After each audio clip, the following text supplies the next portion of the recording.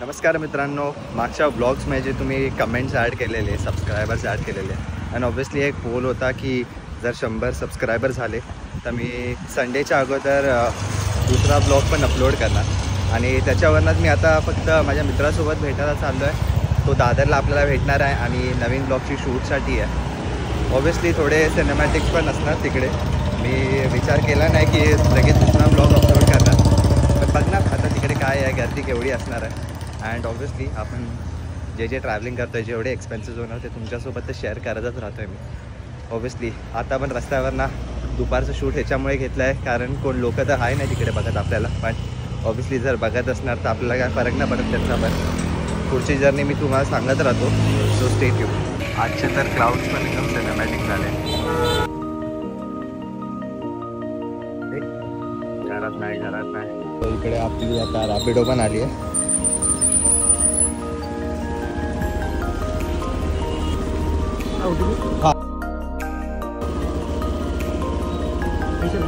हाँ अंधेरी सीधे से है ना. हाँ ठीक आहे, चलो. आणि इकडनं आपण निघालेलो आहे.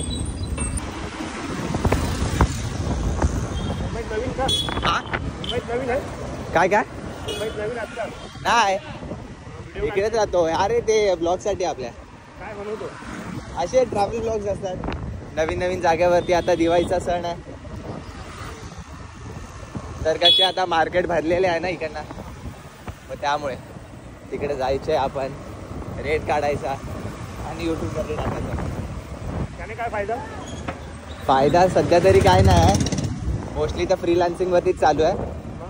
जर कदाचित पुढे जाऊन एक व्हिडिओ जरी व्हायरल होते तर त्याच्यामधनं इन्कम पण होतात. पुढे काय इन्कम भेटते आता ते असं बोलू पण नाही शकत किती भेटतात, माहितीच नाही आपल्याला, कधी भेटले तर नाही.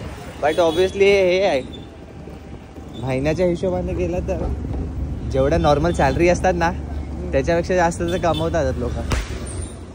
म्हणजे जेवढे माझे मित्र पण असेल ना यूट्यूबवरती जे रेग्युलर टाकतात व्हिडिओ, हां फक्त टाईम द्यावा लागतो यांना. तुमचं हे फुल टाईमच आहे की कसं पार्ट टाईम चालू आहे? मग पार्ट टाईम काय? माझा व्हिडिओ नाही काढला ना? अरे नाही चालेल ना तुम्हाला तसं. नाही हे रस्त्यावरची आहे. इकडे वाटतं जत्रा पण सुरू झाली आहे. 100% घुसायला कसं आपल्याकडे बॅकअप पण चांगला असायला पाहिजे. आपण आपलं 100% जायला बरोबर आहे. मला येतात छोटे मोठे सीन येत राहतात ते जात नाही असं क्राऊडमध्ये नाही करत. क्राऊड म्हणजे कसं? क्राऊड म्हणजे क्राऊडमध्ये थांबायचं वगैरे असतं ते नाही. हे दादा, हो दादा, हा सिग्नल मध्ये थांबलं सुद्धा अजूनच टाइमपास.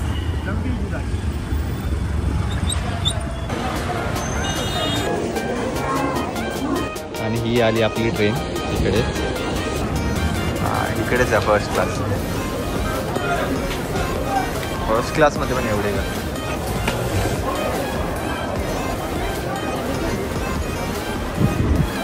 फर्स्ट क्लासची तिकीट काढली का इकडे बाहेर उभा राहिला.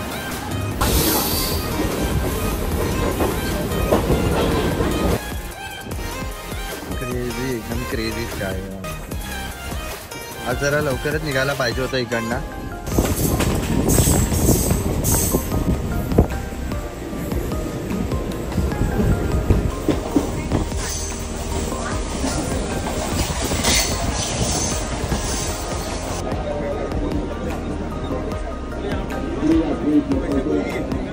सो ऑब्व्हियसली आता दादरमध्ये जस्ट उतरलो आपण आणि आता फक्त सॅमला भेटायचं आहे इकडनं. आणि इकडनं निघायला भेटलं तर फक्त लवकरात लवकर जाऊन त्याला भेटायचं आहे.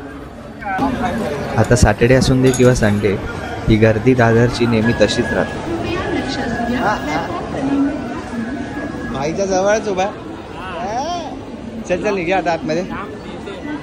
कोण ती पण येते बा.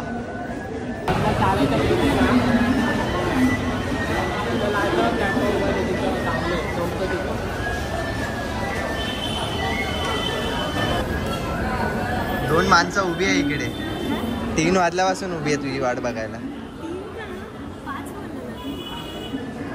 हा एक मंद लेट आला, लवकर आला, काय काय आहे. चला आता निघूया आपण. Let's go. अरे आतमध्येच आहे. असं बघून तर वाटत होतं लोक सॅटर्डे आणि संडेलाच फक्त जातात येतात. आणि शॉपिंग करायला मेन कंदील गल्ली जिकडे आपण जाणार आहे तो एक मेन अट्रॅक्शन स्पॉट आहे तिकडचा. दिवाळीमध्ये डायरेक्टच पाऊस सुरू झाला इकडे.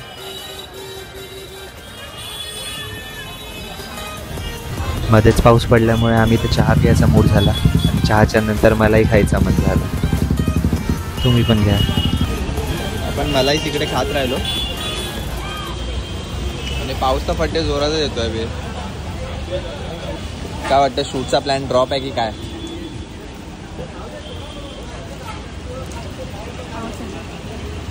पावसाने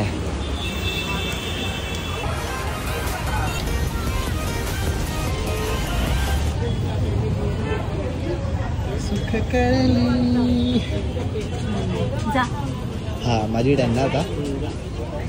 प्रकारे इकडे 2 कॅमेरामॅन आपले चेंज झाले.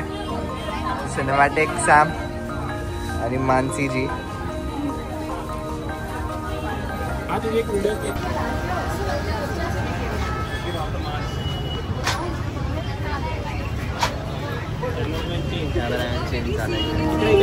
So let me take you to this beautiful journey of Kandil Galli.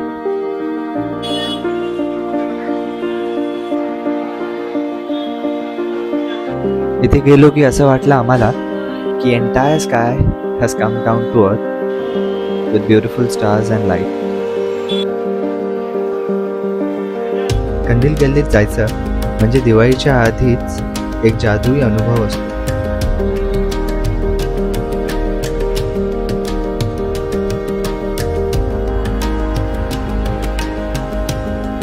तिथे गेल्यावर वाटतं की आपण एखाद्या रंगीबिरंगी स्वप्नात आहोत.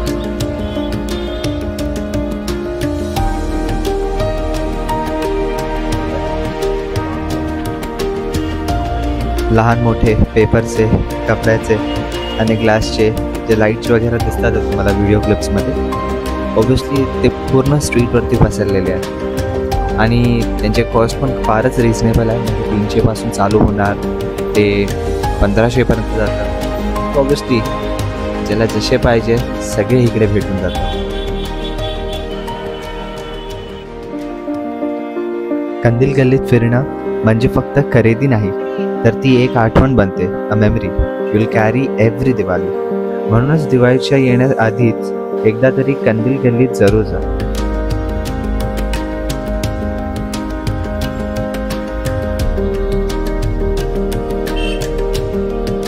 वाटतं तुला आमच्यासोबत फिरायला? चांगलं वाटतं. आता कधी कधी मला फिरायला भेटतं. माझे मम्मी पप्पा मला घरात बोलून ठेवतात बाहेर जाऊन जायला भेटतं. चांगलं वाटतं मला. असंच तुम्ही फिरवत राहा मला. का की तुमचा मुलगा तुमच्याबद्दल असे विचार करतो?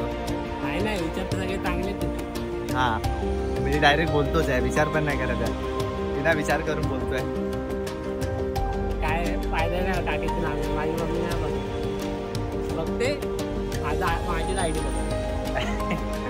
कधीतरी भेटेल बाबा आयडी डायरेक्ट. आपण ना हां कधीतरी बघेल. तू खूप मोठा माणूस झाला का? मग बोला ना पहिला माझ्यासोबत फिरायचा. आता पण फिरतोच आहे.